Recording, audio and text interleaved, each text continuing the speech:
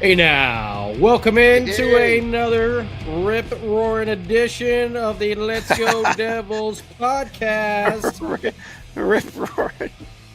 That's right. It's a rip-roaring good time down here, folks. We're going to have some cotton candy. Maybe the hot dog vendor's going to come over and bring us some warm hot dogs on the Let's Go Devils podcast. Rip-roaring. Okay. Rip-roaring. And we're also from Chicago now, too. Yeah, exactly. all right. Hey, at least we do have someone from Chicago on the podcast family. So we do. We're just true. emulating our good buddy Vinny. Very true. Yeah, dude.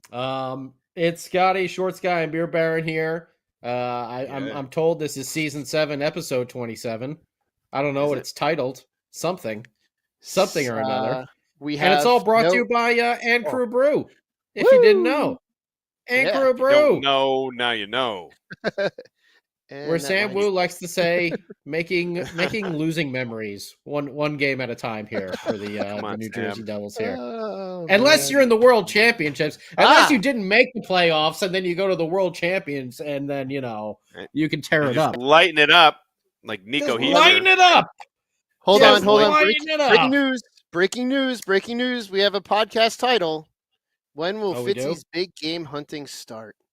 We have a title. We have. Do you think he's got like one of those big game hunter? I was about to say he's probably in a dive bar.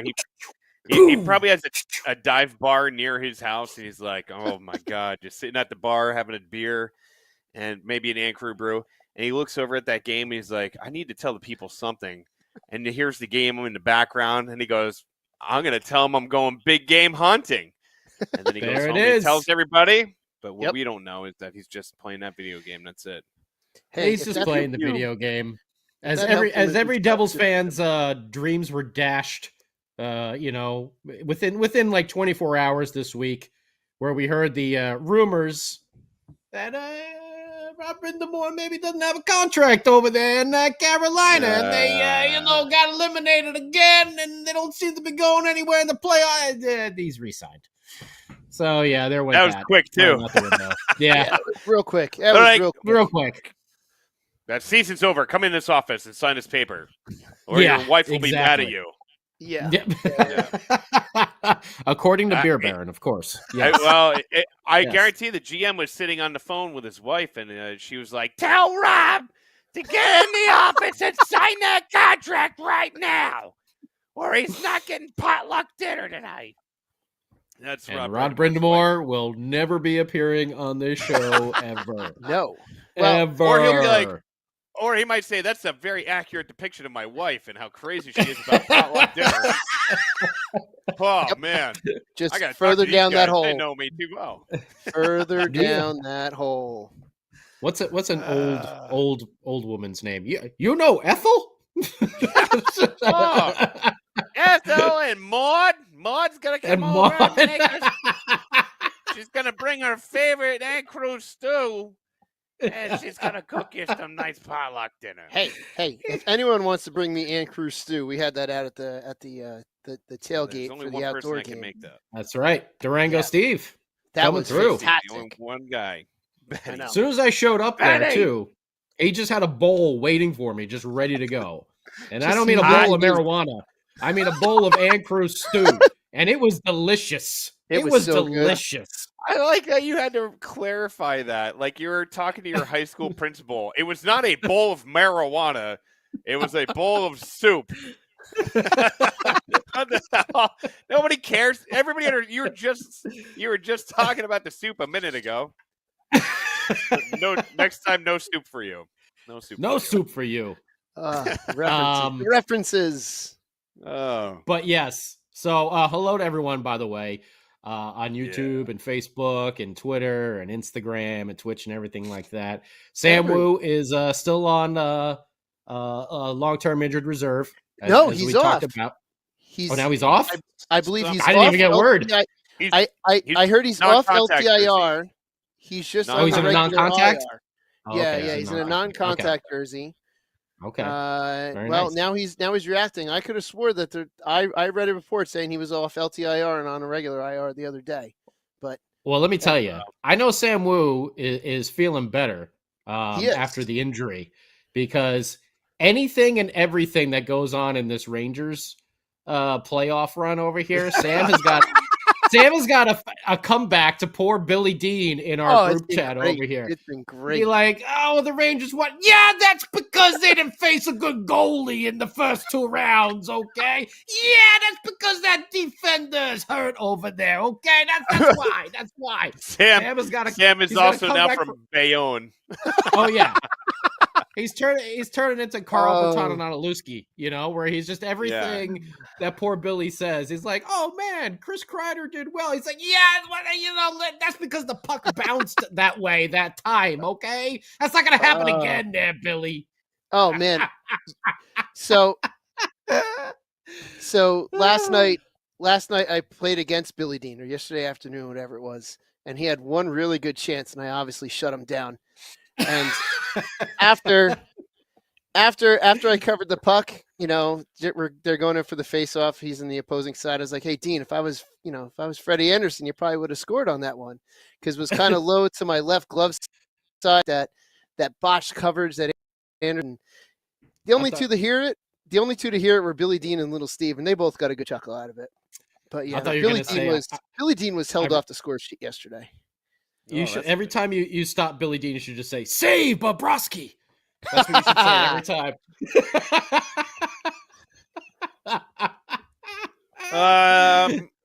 Well, gentlemen, not to break up the laughter and the camaraderie, but there's a lot of questions out there. Teacher, we didn't do our homework, okay? All right, teacher. We know who the parent in the room is, not me. Man. Yeah, guys, get on task. I told you to get over there 5 minutes ago. Anyways, so we have tarps are gonna come off if you don't stop going with this riffraff. All right, taking this thing off. Calm down, Bert. Just get to your point. So we have a lot of people chatting in the group. Well, I've been looking over the group right now, and everybody's saying, "Oh, who do we want for coaching?" I see somebody say, "Hell no to McClellan." So that's very I guess hell no to him. But McClellan. I always say his name wrong. Yeah, I always say his name wrong. I can't spell it. I can't say anybody's name. The C is small, so you always want to say Mick, but it's McClellan, not Mick, not McLennan. He's not Irish. He's not an Irishman. McLennan. What is he? Scottish? What is he over there? I don't know. With the McLennan. Oh, McLennan. Oh, the McLennan. Come over there. The fighting McLennan. Anyways, all right. People who listen to this are like, dude. Does he fight like this too? Like we're progressing east. We've gone patio furniture. We're progressing east. We've gone from Chicago to Bayonne to now we're in the Scotch-Irish type of accent. We're just going to go all the way around the world tonight, aren't we? McClellan was a Civil War general. That's funny. Yes. So whoever said that is correct, and he was terrible. McClellan was such a terrible Civil War general, but I'm going to stop there because I'll just keep going. But yes, Paul is correct. No, he was a general and he was terrible. But he was from New Jersey. He was a Democratic candidate against Lincoln in '64, and he was from New Jersey. Was also our governor. And I'm going to stop there because I can go for 45 minutes because that's my profession. Yeah, he is not a history teacher at all. No, not at all. Not at all. But so going back to the names that are kind of hanging out there, and I mean, we were hoping to have an answer last week. Supposedly it was going to happen. Pierre LeBrun said it was going to happen within 7 days. I think it was. There's a 7-day window that the Devils. Yep, 7 to 10. And Kevin Weeks informed us that this was day 10. So one of these and the Prudential and Center. There's no smoke above the Vatican yet, so or above the Prudential Center yet. So we have no idea. Shouldn't the smoke be? All right, we're in Italy now. Until they choose someone, isn't that what it is, or is it's it black versus white smoke? It's black versus white smoke. White smoke means there's a decision. Black smoke means they continue to vote. Well, there should be red smoke. Imagine being the guy stoking that fire, and they're like, Carl, have you put logs on the fire? Because everybody's expecting an answer. Not the white smoke, Carl. Damn it! I told you don't put the white smoke log in there now. Now we're gonna have to name this guy who everybody hates to be the next one. It's gonna be so embarrassing. Put the hat on him. Let's go. Put your robe on. Come on. Italy, folks. We've now made it to Italy. We've made it to Italy. We're continuing our parade around the world. We will try not to be you put the offensive white in log any- on there. Hey, yo. Oh, hey, oh, hey, that's, Now we made it all the way to Japan for Mario Brothers. Oh, jeez. Nintendo. Hey, across the Pacific, and we're on your coast. There we Scotty. go. There we go. Yeah. So I hear there's a Retread. coach that we need. Green spoon. Yes, we do.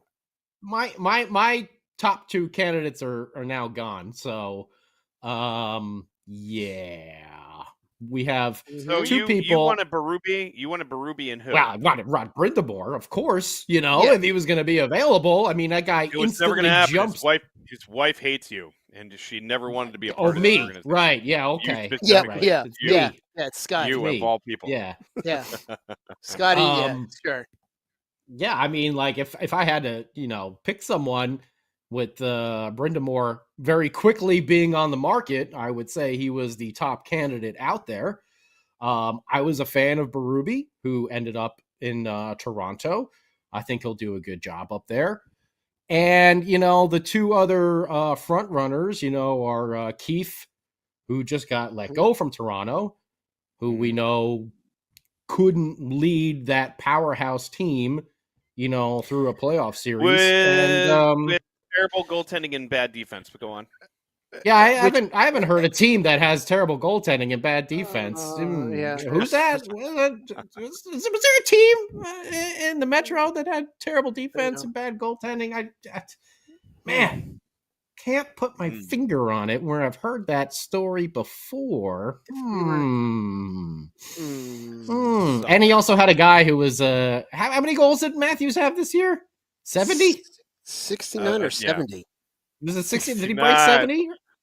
I can't remember if he was 68, 69, or 70. I know he was right there at the end. He was there. He was there. Yeah, and what's the dude from Edmonton? Same thing. You get friggin' McDavid and Draisaitl, and you can't. Yep. So. Yeah, but see, here's the thing: in the West, you can somewhat excel with mediocre D and a mediocre goaltender. The East, you can't. I mean, Carolina showed that you need a good, solid goaltender because they didn't have it, and they blew it against the Rangers. We'll talk about that in a minute, but yeah. In the West, you can progress a little bit, but Woodcroft, he was the guy that was fired beginning of the season for Edmonton, right? Yeah, yeah, because he couldn't put it together, and then what's his name came in, and that team just they rattled off almost a league record for wins in a row, did they not? Immediately after, that was pretty good, yeah. Dead cat bounce on freaking steroids. And now they're forcing Vancouver into a Game 7. I thought Vancouver was going to wrap that series up. I thought so too. But Edmonton said, hell no. What was it, 5-1? I think it was 5-1 was the final score the other day. I mean, Something they just 5-1. trounced them. 5-1. Absolutely trounced them. I mean, I know it was in Edmonton, but still, they destroyed them. Yeah. And there's a very good possibility that Brock's going to be out with blood clots. I saw that alert. So he has blood clot issue or something like that. So there's a very strong possibility that he is not going to be in. Well, he's definitely not going to be in Game 7. And if they advance past Game 7, it's pretty uncertain what's going to happen.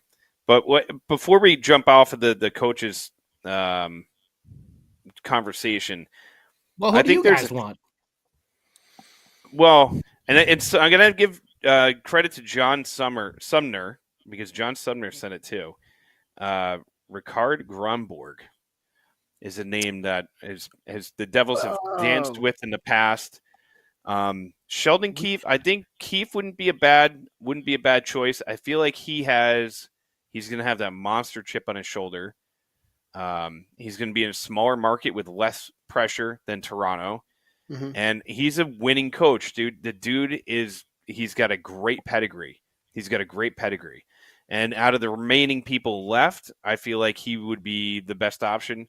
He knows how to work with young talent. He knows how to work with superstars. He knows how to balance that kind of, Austin Matthews expectations, blah, blah, blah, blah, blah. I feel like he would be a good fit for the team. Yeah, and listen, there's been plenty of coaches that have failed in other places and have gone on to be successful. There's plenty of coaches that have been successful in other places and have gone on to fail. So, my opinion, Keefe, if you're going to do a retread of somebody that's been in the league and somebody that's on the table right now, he would be my top one. But if you're going to look outside the box, there's a couple guys in the collegiate ranks that could possibly be interesting. So we'll see. But I doubt they're going to go that way. I'd say sign Keefe and trade him to Pittsburgh for Mike Sullivan. that would be my better. That would be my idea over there. I don't know, man. I'm just not as excited about those two options. Just from their, I mean, let's face it. I love Jack Hughes and I love Nico Hischier, but they're not McDavid or Austin Matthews. Mm-hmm. And if you're struggling with those, two players, and it's not like the Leafs aren't stacked with Tavares and Nylander and Marner, and you got Draisaitl and Kane and everyone else, Hyman over there in Edmonton. It's like, how did these teams lose? Yeah, type of deal. Mm-hmm. And I get it, there's pressure, but come on. Yeah. So what are they going to do with a team that's less talented on the offensive side? Well, it's going to be weird when we get Brady Tkachuk, too. It's going to be really... Oh, boy. I can hear the Reddit. They're talking about Brady Tkachuk again. No, it's but if it's said somewhere else, they'll be so smart.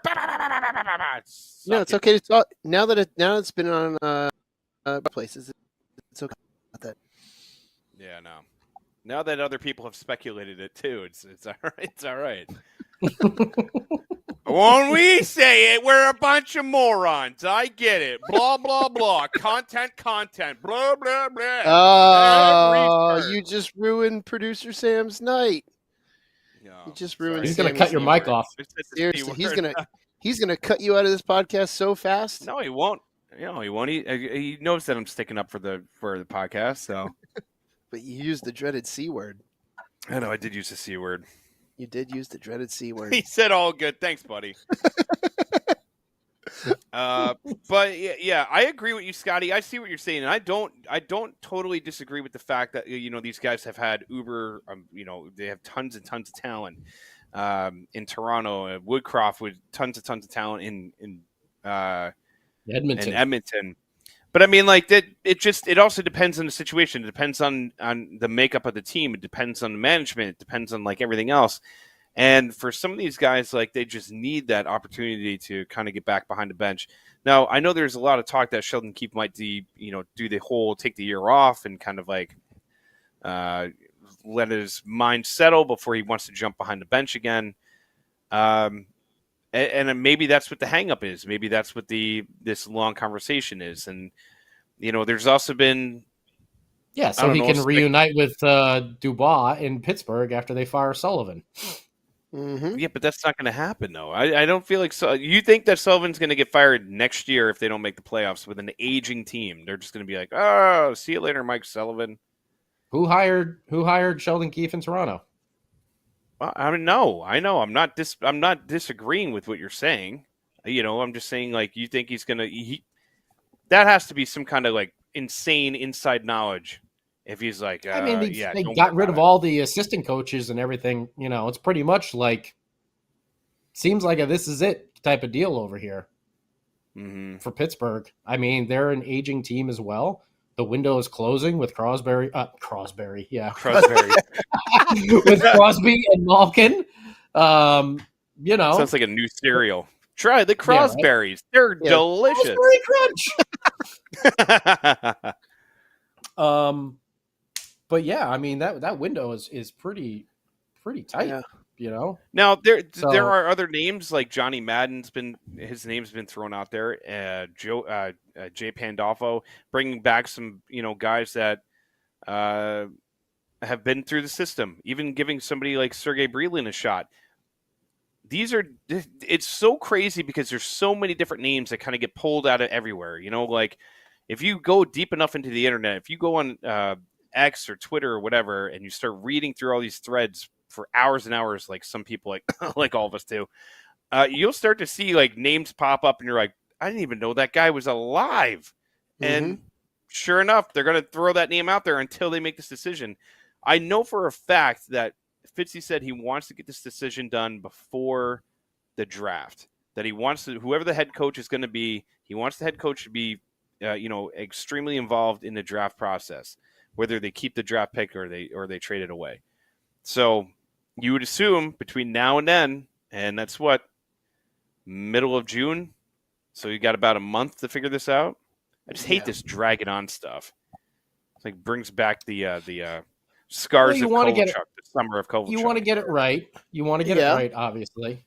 Maybe they can bring back Lou Lamoriello to coach. I mean, he's got plenty of experience behind the bench. No, that is not what we need. Pretty good. He's got a jar of jelly.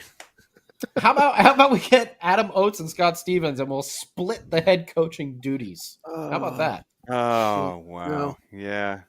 At least I've coached against Scott Stevens, so I have that. I have that in my back pocket. That's pretty cool. That is pretty rad. I think we lost, but that's okay. That's fine. And did he look at you and do the whole "you're next" thing, or he did not? No. Yeah. And I don't know if I've told this story before, but the guy that was an assistant coach with me, when I pointed out who it was, he's like, he's a Flyers fan now. He said, I always said, so this is him talking. He's like, I always told myself if I met Scott Stevens, I'd punch him in the face. And I looked at him, I said, dude, I love you, but you are on your own with this one.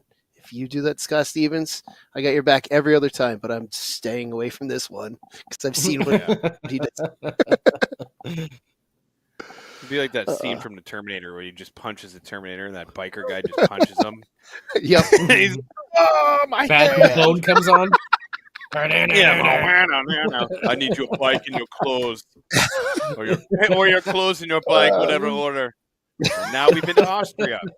We've gone to Austria. There we go. Well, that's not too far north from Italy, so we've actually backpedaled because we made it to Japan, and now we're backpedaling across Asia to Austria.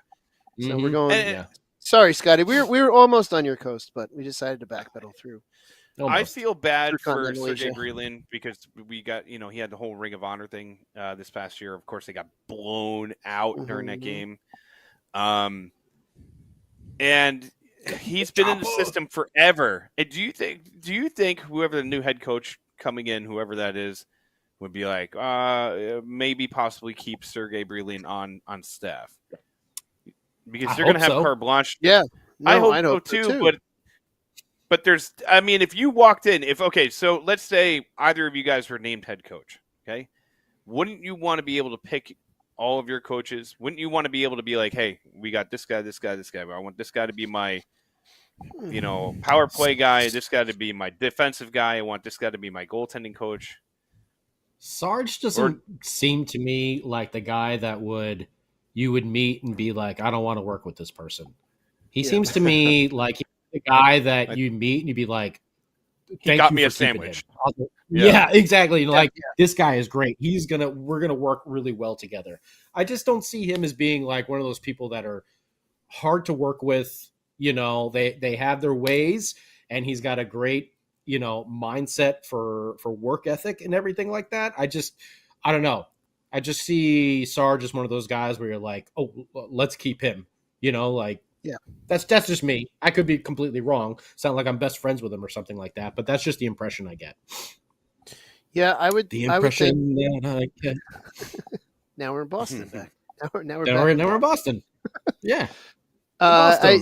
Sarge seems like the type of guy you would want on your staff. He's a connection to the club that has seen it all, done it all, been there for all, and. At least, at the very least, a backroom coaching staff guy, like, he's kind of been upstairs for a lot of stuff, and he knows the players. He could definitely be a new coach's bridge into, getting to know these players. And, like I said, I understand the whole idea of wanting to get your own staff in there, but he's gone up through the ranks and he has that connection to the history of the club. So you would think that whoever would come in, I mean, that could also be part of the interview process. Like maybe he's already kind of being cemented in as part of whatever the staff is going to be, and the team wants him there, and I don't know. You get I Sergey. I would think so, at least. You get Sergey as a part of your coaching staff, and this Honda Excel as your car, and they bring it out on the rotating table.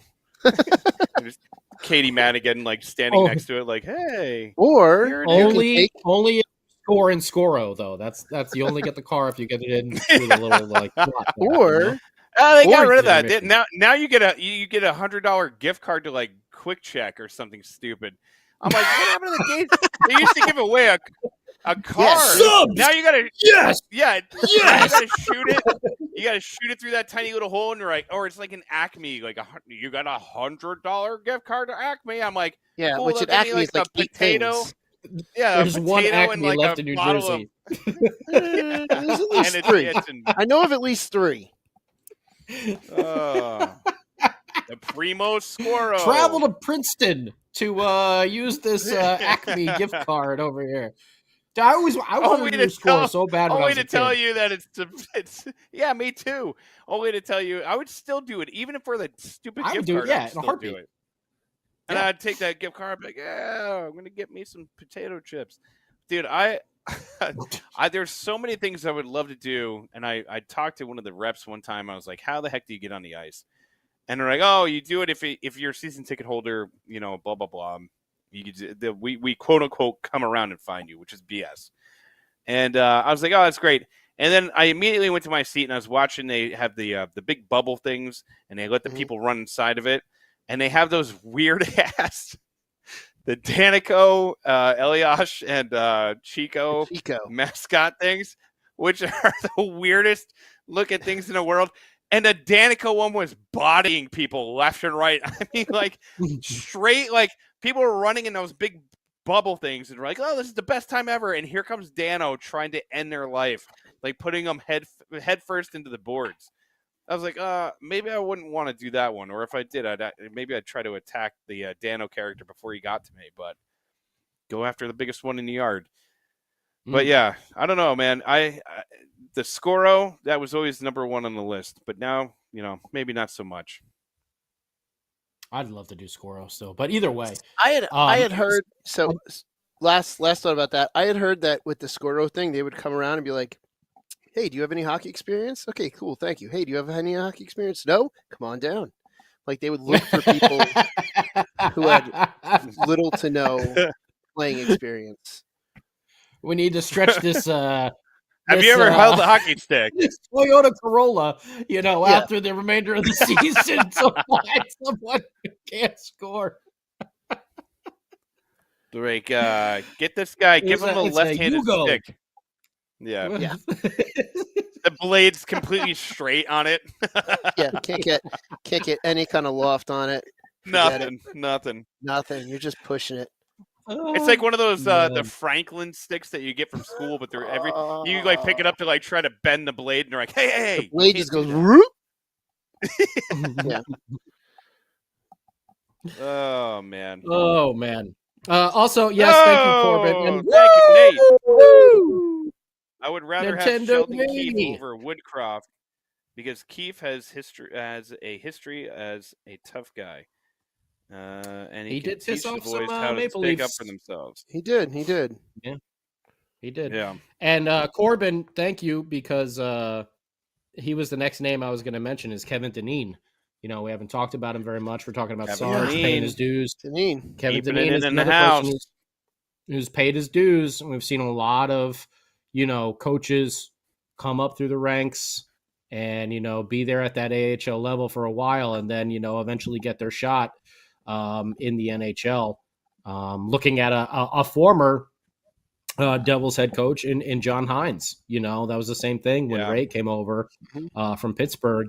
John was down there at the AHL level for Pittsburgh, And I mean, he was okay with the Devils. He had a tough roster, but I mean, he's bounced around. Where is he? Is he in Minnesota now? John Hines? John Yeah, Hines I think is Hines in. is in. He's in Minnesota. He went to Nashville, then he got let go, and then I think he's in Minnesota. Yeah. He got signed like really he's... quickly after he got fired from Nashville. He got signed like a month later.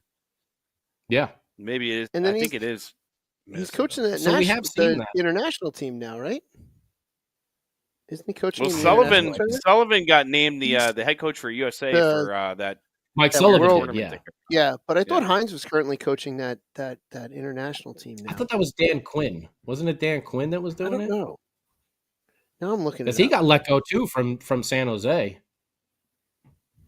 Yeah, and that might be a spot for Woodcroft, because Woodcroft was I think he was an assistant under McLennan back when McLennan was there, right? In the early, like the mid 2000s, right? Like 2009, 2010, like when the Sharks were a beast, but then they would get bounced in the first round of the playoffs every year.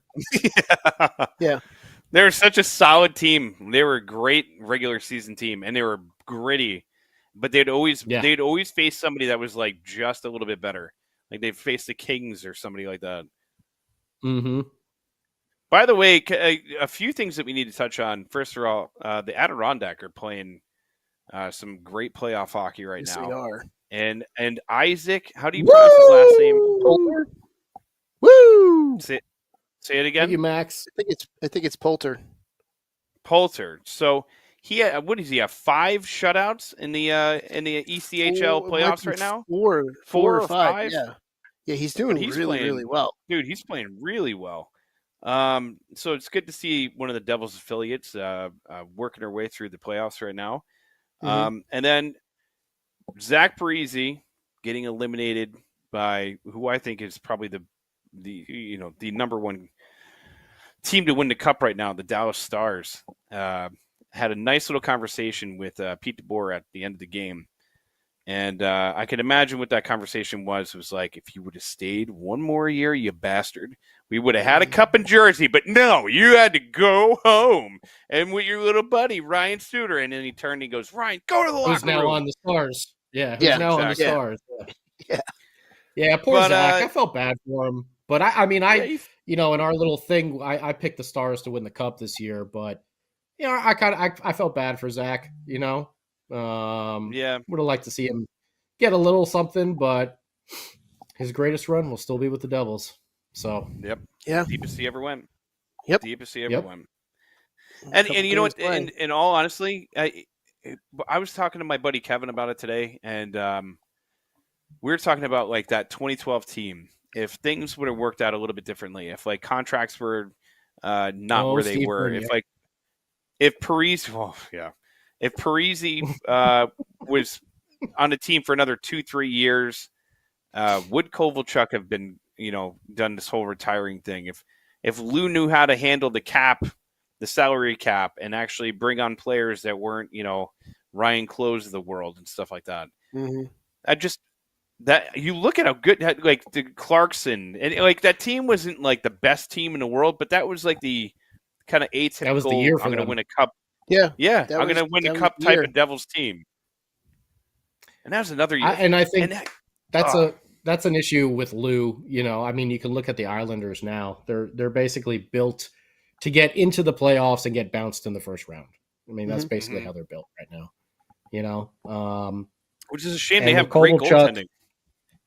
Kovalchuk got a pretty, I guess, sweet deal that he didn't have to pay taxes if he went back and played for Ska, and everything. So it is what it is, and it's done and it's over with and blah, blah, blah. So, but I don't know. It's there's always that wonderment about Zach, like what would have happened if he stayed, Yeah, what would we have been able to continue from that year and to go forward? Because you mentioned the Bernier penalty, which is easy to say, oh man, that was it. But there were 2 overtime games in that series leading up to that could have gone either way. That we lost. Game one we lost, and it was like 2-1. It was like it was close. 1-0. And that's Something why I like that. always I always hate hearing, that Bernier penalty, because that didn't sink us. That was the final nail. Because the 2 overtime games could have gone either way. We just didn't happen to win them. It's not like. And Kovalchuk was hurt in that series because he got hurt in the Flyer series, and it just got worse in the Ranger series. Because if you remember in the beginning of in that Flyer series, like Kovalchuk was a machine, and then all of a sudden, like he hurt his back, and then like he was not the same player. But man, that was such a. It was such. I really liked that team a lot. Hedberg is the backup to Marty.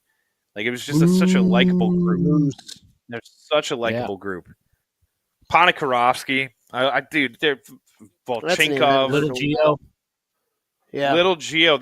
I love that fourth line with Carter, Gio, and Bernier. It was such a solid fourth line too, and they were clutch. They were absolutely clutch. Freaking Zajac scoring the overtime goal in Game 6 against the Panthers.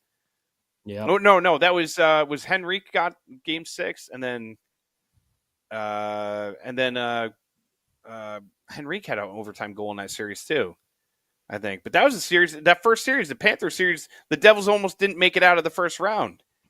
And that it was tough. like I remember that one. Yeah, I remember that. Yeah, the Panthers took us all the way to 7 games, and then the Flyers series was like a joke. I remember like we got into that series. I was like, oh my god, we're gonna kill the Flyers. Like, and they did. I think they won that series like in Game 5 or in 5 games. Yeah. To reminisce. Oh yeah. So let's real quick. We'll bring up what Max pointed out about Necas wanting to potentially be out of. Oh yes, Natchez. Carolina. Natchez. Sorry, Natchez. I'm Billy Deaning a name again. That'd be a great fit. Yeah. Well, he's an RFA and he made $3 million in the last 2 years. So I know he's going to want a pay raise, but that's what his hit would be. We would have to definitely trade for those rights if we're going to want him. He would be a good fit. If we can fit him in under the cap, it's just a matter of what are we going to let go to bring him in if that possibility is there. Yeah, well, you're looking for that Toffoli replacement, right? Because last year bringing in Toffoli, that was like the answer to the top 6. It was a huge help. And if it wasn't for the amount of injuries that happened this year, like whatever, it is what it is. But he would be on my list of people that I would want to get. But once again, how much is it going to cost you? The one thing that I think is interesting about Carolina this offseason is you're going to see the implosion of Carolina. Half their roster. They're gonna lose a bunch of their defensemen. A lot. You look at their window, and I feel like their window just went boom and just closed. I feel like that was they'll be contenders. They'll be like a solid team, but I feel like last year and this year was their year to go after it, to win it, because they're not bringing Getzel back. That's for sure. They're not bringing back. No, they're going to lose. No, they're going to try to. They're going to take a run. They're going to try to. But he could make. That's why they're going to get rid of Natchez. That's why they're going to get rid of Natchez and Pesci, so they have some money. Yeah. Well, Pesci's the UFA, so. It also wouldn't shock me if Gensel went back to Pittsburgh too. At the end of the day, when it comes down to it, but I was more afraid with Carolina and the retooling of Carolina, because that's a team that's going to need a good 1A goalie, and I'm afraid that they're going to jump into the same pool that we are and trying to draw from the same group of top-notch goalies that we're looking to do. And Carolina is probably, I got to imagine that if a goalie, depending on who Carolina re-signs, like a top goalie may see Carolina as a better destination for right now than the Devils. As things stand, unless like the title of the podcast, Fitzy and his big game hunting, unless he starts big game hunting soon, before some of these, top goalies, come off the board as, being available, mostly by trade. If Carolina comes calling and they're, they got to the second round this year, they took the Rangers to 6. If they had goaltending, they probably would have beaten the Rangers. If they had some killer instinct in that third period, they could have beat the Rangers. They had killer instinct. Well, the posts, Aho missing the net. 2 posts and Aho just missing the net. That was bad, yeah. But also, it's like Freddie Anderson let in the Kreider goal and then the Lafreniere goal from almost behind the goal line. Long range one. Yeah. No, not even the long range one. The one from behind the goal line when he came off of his post. That just wasn't a very good goal either. Where he played that right. well. That was from the other game. Yep. The long range goal I missed, and I haven't had a chance to see it. But those are the ones that really, I think, did him in. But they're going to be looking for a goalie too. If they're looking to stay, if their window is going to stay open a crack, they need to bring in a goalie, and they need to bring one in quick.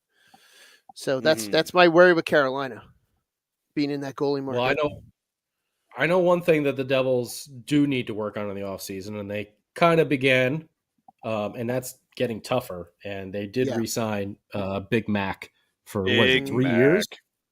3 years that's at like a good sign. 1.5.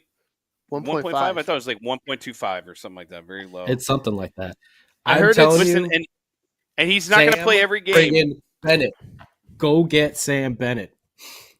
I would like him too. He would fit as well. Get him. Yeah. Because the Panthers are going to have to pay, for oh my God, why can't I think of his name right now? That had all the goals this year. Holy jeez. Ekblad? No, not Ekblad. No, not him. I know we talked about him last week. I think I know who you're talking about. Oh my God! Someone help me! Why can't I think of his name? Cannot remember either.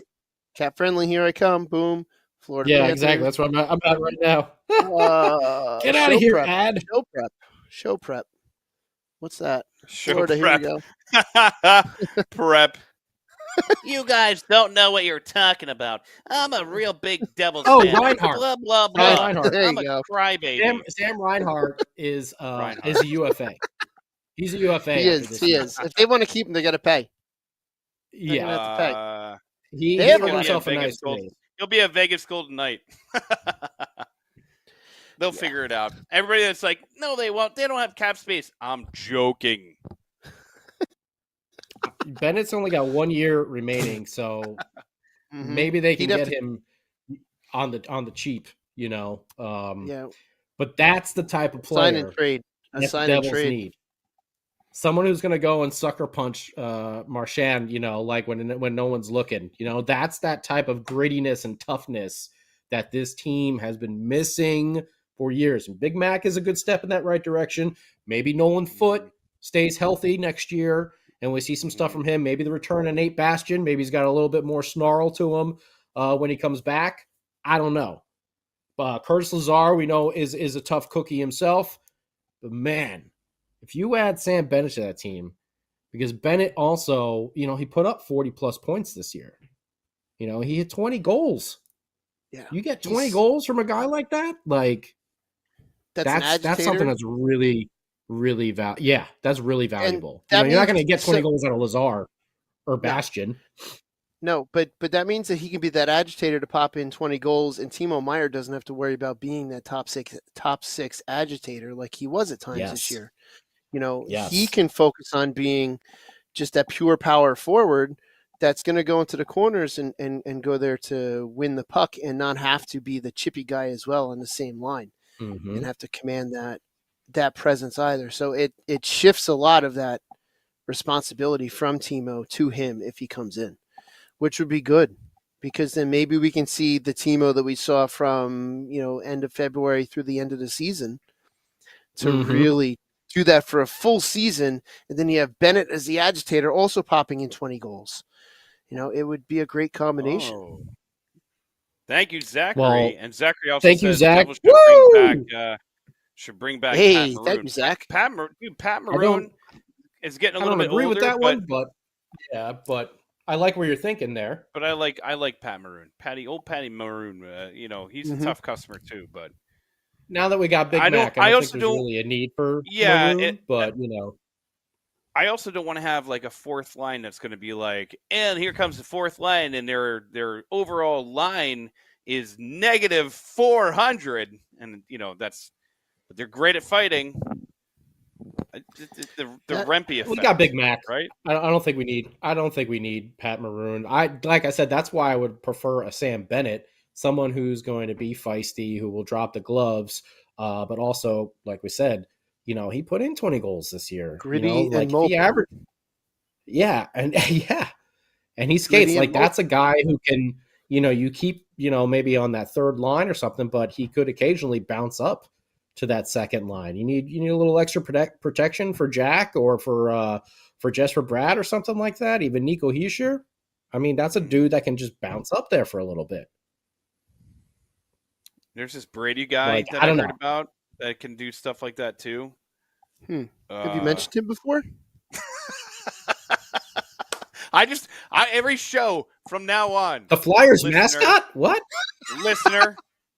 Just so you know, listener who's out there, unnamed person. Because of you, Pickles. I'm going to talk about Brady Tkachuk every single podcast. Until either we trade for him or the dude retires. So buckle up, Buttercup. Here it comes. And he's another one that can obviously provide protection, but will be a mainstay, obviously, on the top lines if that does happen. Mm-hmm. Yeah. Yeah.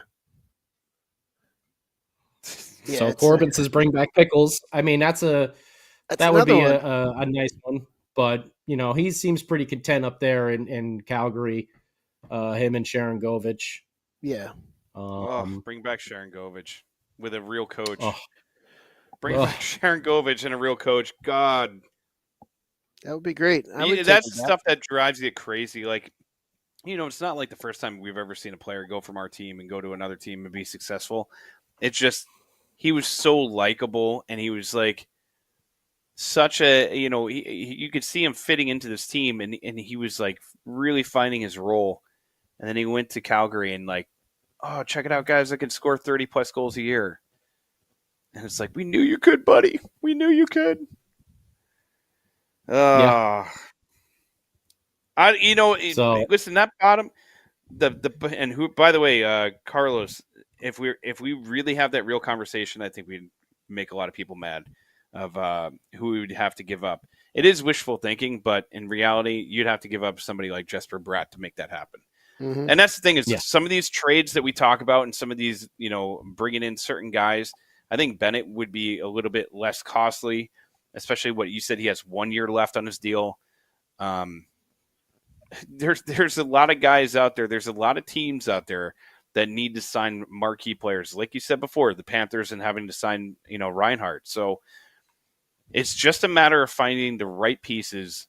But the first thing they have to do is find a coach, because then they'll know what style they're looking for. Yeah. Then they'll know what, and that's the thing. It's like right now, it's fun to like fantasy. And obviously they can't make any trades right now until, after the season's over. And I forget what the actual date is, but there's a specific date that, the trade freeze ends. But before we can get to that point and before we could think about like any of the possibilities that this team could, conjure up, they have to find themselves a coach and they have to find their identity. And it starts with the guy behind the bench. And I hopefully, whether it be Keefe or whether it be, whoever it is, they find somebody that's going to be here for a while. Because that's another thing, too, is you don't want to see that revolving door. If you remember the beginning of Parise's career, didn't he have like 4 or 5 different coaches within the first couple of years of him being on the team? It just seems like, how long was Sutter there for? I can't remember. A year and a half, 2 years? I don't remember. It feels like he was here for like 30 seconds. It does. Yeah, we went through that period of time with a bunch of coaches. So, no, it's a valid point. With this team's growing up together, you're going to want a coach that's going to grow up. And look at. Well, DeBoer was there for a while too. DeBoer was there for a while, and but look what John Cooper's done in Tampa, being there forever. Sullivan, I think, 9 or 10 years in Pittsburgh, and he grew up with that core.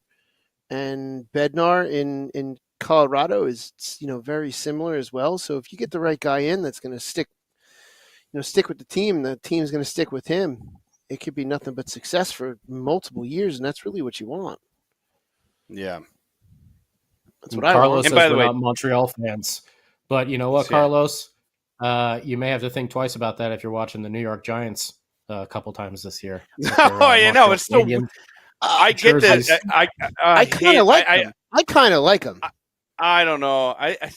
I get what they're doing. They're, the throwback to like the early whatever the 20s or 30s or 40, whatever the hell they got these jerseys from. But I don't know. I kind of like them. I kind of like them. They look like the Montreal Canadiens jerseys for sure. They do. No, they absolutely do. But I kind of like Michigan Wolverines helmet. I kind of like it. It is the Wolverines helmet. It's like back in the day, nobody had creativity or original ideas. We're like, you like that Wolverine helmet? Well, we're doing the same thing, but red and blue. We're like, oh, we like it. Now go send the boys out into the field. 22 skidoo. So that's. Oh man. Well, we're gonna see what happens here. Fitzy has got to come up with a coaching solution. He does. Whether that's Keith, whether that's soon. Kevin Dineen, whether that's we want someone long term, so we should probably bring in Gallant. If we want someone long term. Please don't. No. Please don't. No. Sarcasm. That's yeah. I know. I know it's sarcasm. We know. But even sarcasm, that's like ugh. Have the Rangers sloppy seconds. Gross. Fitzy has got to figure that out, and he's got to figure it out, relatively quickly. I think he's interviewing, which is good. He's interviewing, I think this fan base and this team in general are in a little bit of chaos right now. Hey, who coaches the Denver team in NCAA? Oh, who's the Denver coach? Gordon Bombay. Not that he would go anywhere, but I mean that'd be worth a knock. His name has been bandied around to becoming an NHL coach soon. He's Gordon Bombay. Yes, of course. Bombay. He's got a hell of a system going, or Denver's become like. He's done a lot for that program. He's done so much. Yeah. I thought. Hold on. He even knocked off Iceland. Densland, yeah, which no one thought was going to happen. Nobody. By the way, I read this somewhere, and it was like a picture of young Gordon Bombay, and somebody was like, "Who would have known that this guy's whole entire life will be turned upside down at the ripe old age of 12 by a crossbar?" I was like, "Oh, it's so true." I love the other one where I don't know if it's the first one or the second one, but there's like a kid on a breakaway and it goes to the bench and the kid's like on the bench cheering, and then it goes back and he scores a goal, and I forget what the kid's name was, but they're like, wow, he could do it all. He could go out there on a breakaway, go off on the ice, cheer for himself, and then come back and score. Yes. You gotta love that. You gotta love that stock footage. That stock footage that they use. Yeah. Recycled. Well, they do allow lassoing people on the ice, so. Yeah. Well. Yeah. I think we're almost at the hour mark here, right? I think we're pretty close to it, right? Roughly, just about 15 minutes late. We started at 9:20 on the nose. 9:20. 9:20. Okay. Mm-hmm. Should we move into final thoughts? We should for this evening's podcast. We should. Yeah, we should move into final thoughts. I'll start first with this isn't really Devils related because it's about the playoffs. Shots too soon there.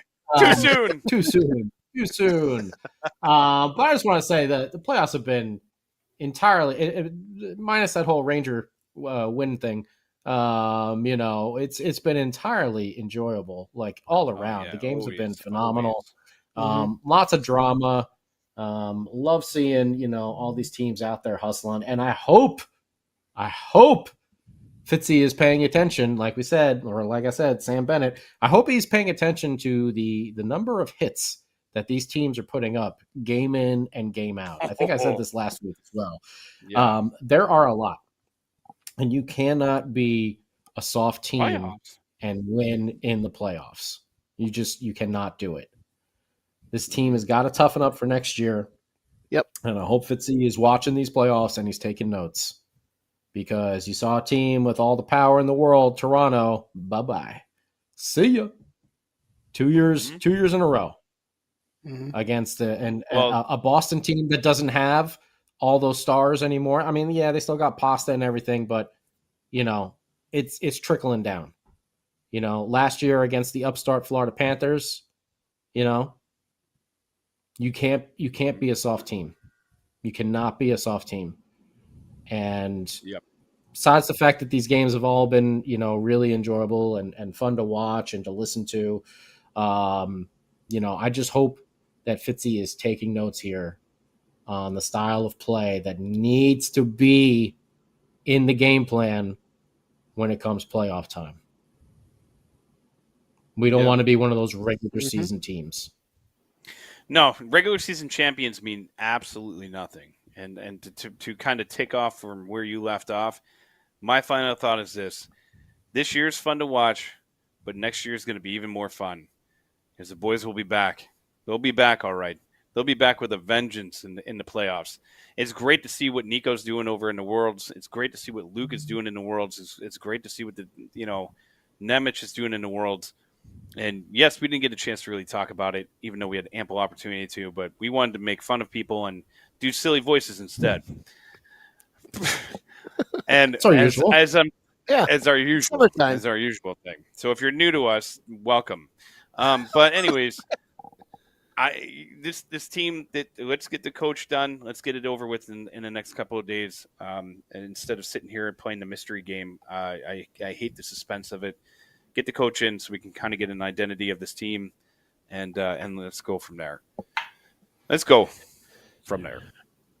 Yeah, to kind of parlay off of that, let's get this coaching job done. I'd rather them take a little bit of time and get it right and interview all the people they can and make the correct decision versus, a snap decision on someone that just will appease the fans or something like that. I want the actual right guy to come in for the job that's going to do the right thing, bring in the right players, attract the right players, put in the right system, get the right culture built, and then be a perennial.